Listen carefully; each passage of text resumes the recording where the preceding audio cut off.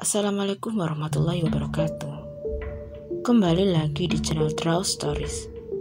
Di channel ini, kita akan menceritakan kembali cerita yang tentunya akan menghibur kalian pecinta cerita bergambar. Untuk itu, bagi kalian yang suka video ini, klik tombol like dan subscribe, dan aktifkan lonceng notifikasinya, agar tidak ketinggalan video-video terbaru berikutnya. Apabila kalian tidak menyukai video ini, kalian boleh klik tombol dislike. Siapa yang tak kenal dengan sosok laki-laki yang di setiap penampilannya selalu nyentrik karena selalu mengenakan jas merah hingga rambut wig yang juga berwarna merah cerah. Keberaniannya membongkar trik dan juga tipu muslihat oknum perdukunan membuat namanya melambung tinggi karena masyarakat yang memihak serta mengapresiasi gerakannya tersebut.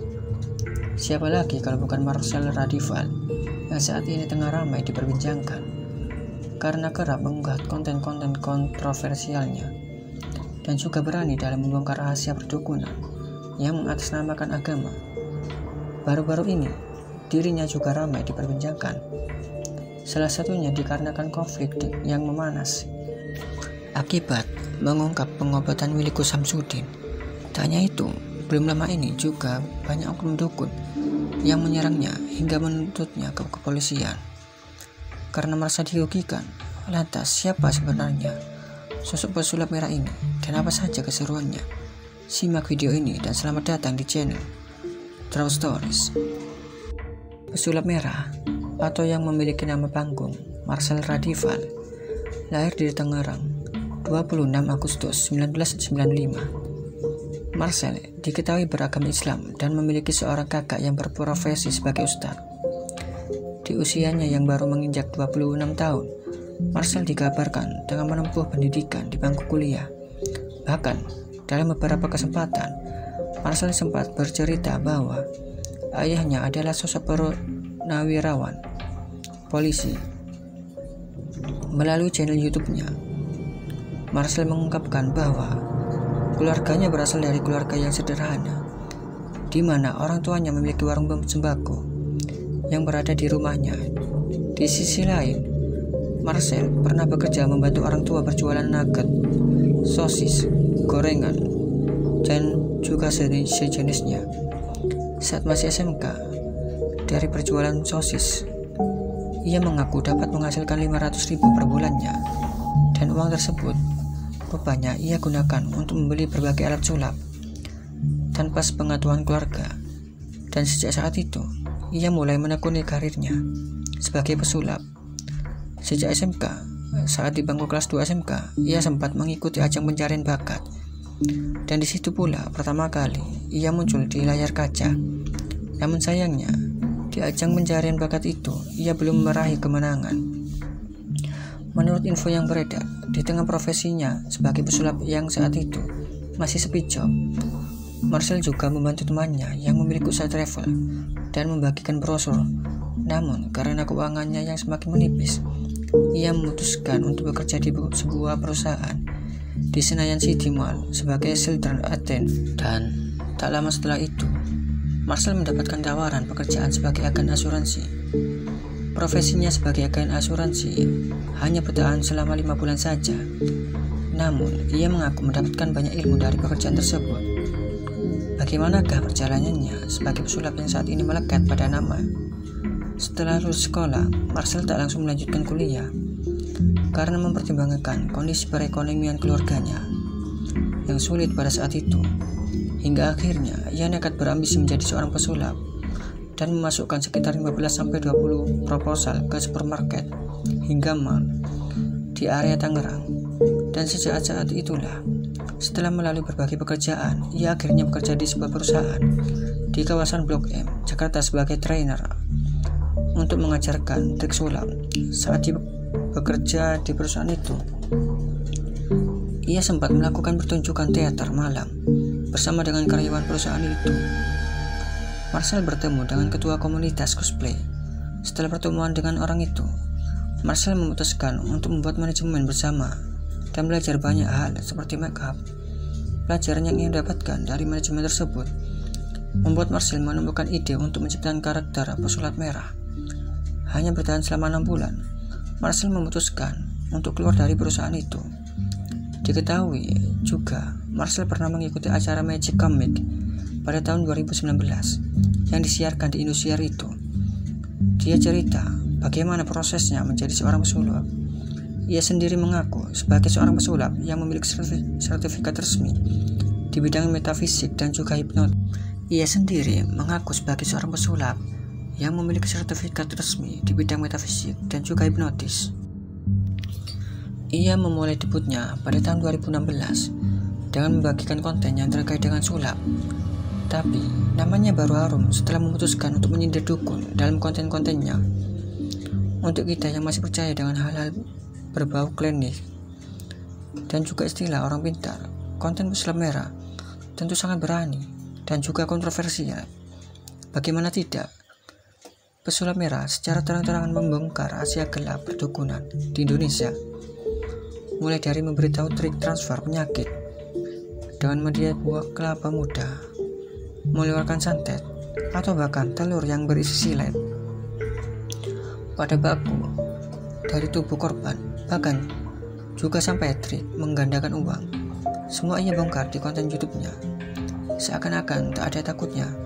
Ia bahkan punya nyali besar untuk mengkonfrontasi para dukun, terutama yang prakteknya menggunakan kedok agama. Ia bahkan menyebut jika dukun sebenarnya hanya ada 2 macam. Ya kalau nggak cabul berarti tukang tipu. Namun kalau sudah berhubungan dengan hajat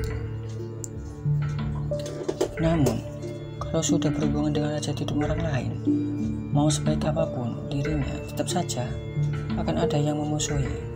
Belakangan ini, Persatuan Dukun se-Indonesia atau PDSI mendatangi Polres Metro Jakarta Selatan untuk mencari keadilan dari sudut pandang mereka. Tentunya sebagai dukun, mereka merasa terjolimi. Profesi mereka tercemar. Kerugian pun juga tak terakar karena konten pesulap merah. Karena itulah mereka melaporkan pesulap merah atas dugaan pelanggaran Undang-Undang Informasi dan juga Transaksi Elektronik atau UU ITE Pasal 28 Ayat 1, Pasal 28 Ayat 2 dengan ancaman penjara 2 tahun.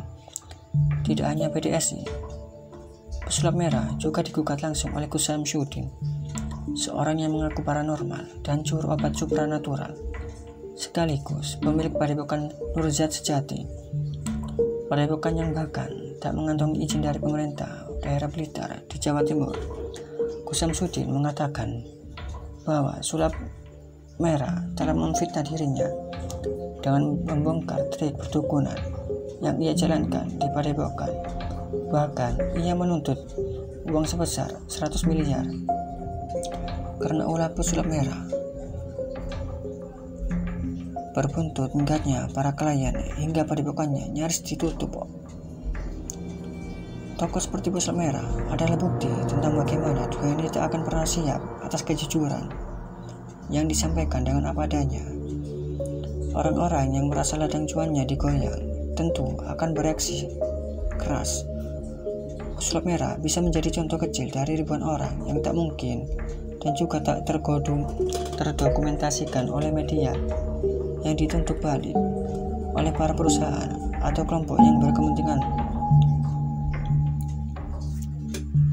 Padahal mereka cuma ingin jujur dan membuat perubahan eksistensi mereka. Sangat penting agar masyarakat sadar ada sesuatu yang salah yang sedang terjadi di negara ini. Akhirnya, suka atau tidak suka, kita butuh lebih banyak sosok seperti pesulap merah. Nah, masih membahas soal perdukunan dan hal yang berbau supranatural. Saya menemukan kasus yang cukup menarik.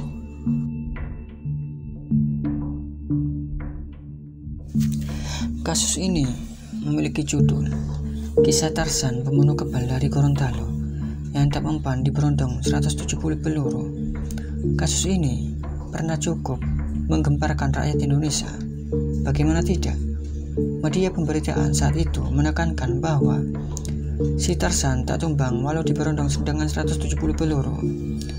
Yang usut punya usut, ia juga diyakini oleh masyarakat jika ia memiliki ilmu kebal. Saat itu, jauh pada tahun 2008, pada bulan Juni, seorang lelaki parubaya bernama Tarzan adalah seorang tersangka pembunuh seorang polisi. Diketahui, Tarzan diburu polisi setelah membunuh seorang petugas kepolisian yang datang ke rumahnya bersama seorang warga untuk meminta utang sebesar 2 juta rupiah. Tarzan yang kesal lantas menebas polisi tersebut menggunakan sebilah golok hingga sang polisi tewas. Ia kemudian kabur dan pergi saat itu ke sebuah rumah, namun saat itu ia dikepung oleh polisi. Polisi saat itu tak berani mendekati karena Tarzan memegang sebuah golok. Tarzan bahkan menantang semua polisi untuk menembak tubuhnya. Polisi yang ingin menangkapnya mencoba memberikan tembakan peringatan, namun Tarzan tak bergeming sedikit pun. Polisi pun mulai mengarahkan laras senapan ke arah kaki Tarzan, tapi peluru itu tak sama sekali melukai kakinya.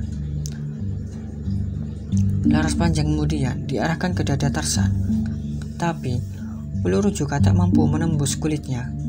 Sejumlah polisi kemudian membendungnya dengan peluru dari kejauhan. Ajaibnya, Tarzan juga tak terluka sedikit pun. Bila dihitung ada sekitar 170 peluru yang sudah dimuntahkan sia-sia. Hal ini kemudian membuat para polisi menjadi bingung. Untunglah ada seorang tetangga Tarzan yang memberitahukan kelemahan Tarzan kepada para polisi itu. Warga setempat menyebut jika Tarzan memiliki sebuah cincin yang bisa membuatnya menjadi kebal. Mendengar akan hal itu, seorang sniper lantas dikerahkan ke lokasi. Sang penembak jitu kemudian membidik ke arah jari jemari Tarzan hingga mengenai cincinnya. Setelah itu, barulah tembakan menembus tubuhnya. Tarzan pun sekarat dan sempat mengalami masa kritis sebelum akhirnya ia meregang nyawa. Itulah gosip yang saat itu sempat beredar. Namun, apakah teman-teman tahu apa yang sebenarnya terjadi? Jika kita tonton video itu secara cermat, selain cerita pembawa berita, tidak ada satupun bukti dan juga indikasi bahwa Tarzan memang kebal peluru. Kita hanya melihat tayangan di mana banyak polisi bersenjata dan seorang pria bertelanjang dada dan berdiri di teras rumahnya. Sejenak kemudian, mayatnya digotong keluar. Bahkan tak terlihat jika ada darah di tangannya. Sebagai bukti, jika memang benar ada sniper yang menembak cincinnya, banyak sekali orang yang takjub dengan video Tarzan yang beredar itu. Namun, dipercaya bahwa peluru tajam yang benar ditembakkan hanya ada 3 butir. Di saat-saat terakhir itu pun oleh sniper, dan tewaslah si Tarzan yang konon katanya kebal. Semua ini masalah opini. Jika menembak sang pembunuh anggota Polri dengan peluru tajam, nanti malah para polisi yang disalahkan karena melampaui prosedur agar mendapat legitimasi. Si Tarzan dengan ratusan peluru karet seolah-olah itu peluru tajam. Lalu diberitakanlah si Tarzan yang kebal peluru. Barulah kemudian ada legitimasi dari dukungan massa untuk mengeksekusi langsung si Tarzan. Akhirnya instant justice pun ditegakkan. Hanya dengan 3 peluru tajam saja tewas si Tarzan, namun harus dengan bumbu manis jimat si Tarzan telah ditembak, barulah si Tarzan bisa tewas. Demikianlah opini berita yang sengaja diskenariokan. Dari situ ada kemungkinan yang lebih masuk akal bahwa narasi si pembawa berita hanyalah upaya untuk memperhalus situasi yang sebenarnya terjadi saat itu. Bayangkan betapa membosankannya dan betapa buruknya citra kepolisian jika seseorang diberondong tembakan hingga mati tanpa melalui proses peradilan. untuk membuktikan tuduhan yang dilimpahkan padanya. Karena itu, ada kemungkinan berita disampaikan dengan banyak bumbu cerita mistis yang lebih menarik untuk didengar. Sepertinya memang tidak dibidik ke arah Tarsan tembakan-tembakan itu. Sepertinya hanya tembakan-tembakan peringatan agar tersangka menyerahkan diri. Lagian, untuk apa para polisi mencoba untuk membunuh seorang secara brutal? Pihak kepolisian sepertinya juga tak akan melakukan hal demikian, karena bagaimanapun juga polisi memiliki aturan untuk tidak sembarangan membunuh itu. Itulah cerita singkat yang bisa saya ceritakan. Jika ada kata atau informasi yang kurang, silakan tulis di kolom komentar.